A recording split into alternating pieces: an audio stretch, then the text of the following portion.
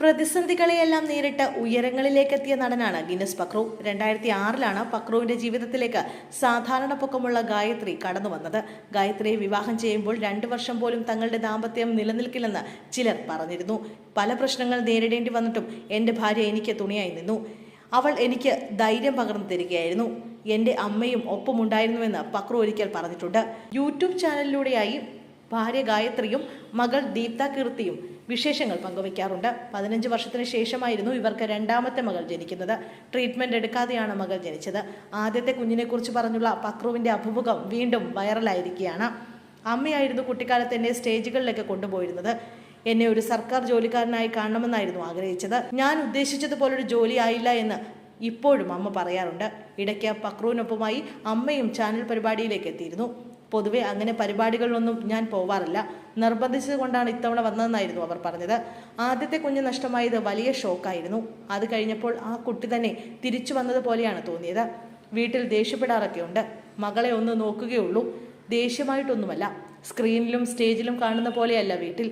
എല്ലാവരും എങ്ങനെയാണോ അതുപോലെ ഒരാളാണ്. ഒരിടത്തും ഒരു കോംപ്രമൈസും ഇല്ല. റെസ്പോൺസിബിൾ ഹസ്ബൻഡും ഫാദറുമാണ്.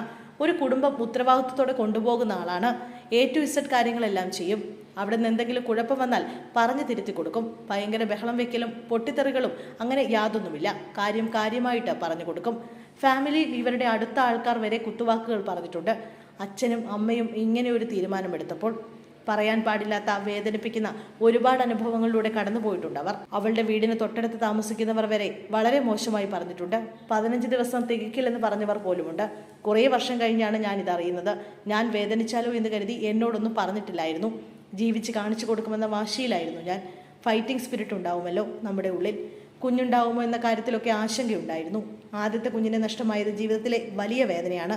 നഷ്ടപ്പെട്ടത് തന്നെ എനിക്ക് തിരിച്ചു കിട്ടി. ഇപ്പോൾ 2 പെൺമക്കളുണ്ട്. എവിടെയൊക്കെയോ നമ്മൾ വിചാരിക്കാത്ത വലിയൊരു ശക്തി എന്നെ നയിക്കുന്നുണ്ട്. സ്വന്തമായൊരു സിനിമ സംവിധാനം ചെയ്തപ്പോൾ കോംപ്രമൈസ് ഉണ്ടായിരിക്കരുത് എന്നുണ്ടായിരുന്നു. പൊക്കം കുറഞ്ഞ ഒരാളാണ് അത് സംവിധാനം ചെയ്തതെന്ന പരിമിതിയിൽ സിനിമയിൽ ഉണ്ടായിരിക്കരുത്. അങ്ങനെ ഒരു തോന്നലേ ഉണ്ടായിരിക്കരുത്. കൃത്യമായൊരു സംവിധായകൻ്റെ സിനിമയായിരിക്കണമെന്നുണ്ടായിരുന്നു. അത് നടൻ്റെ അടുത്ത് പോയി ഇങ്ങനെയൊരു സംഭവം ചെയ്യാമെന്ന് പറഞ്ഞപ്പോൾ ഞാൻ ഇത് ചെയ്യുമോ എന്നായിരുന്നു ആ ചിരി. അപ്പോൾ എനിക്ക് എന്തായാലും അത് ചെയ്യണം. ഒരു തിയേറ്ററിലെങ്കിലും എൻ്റെ സിനിമ കാണിക്കണമെന്ന ഫൈറ്റിംഗ് സ്പിരിറ്റ് വന്നത് അപ്പോഴാണെന്നാണ് അദ്ദേഹം പറഞ്ഞത്.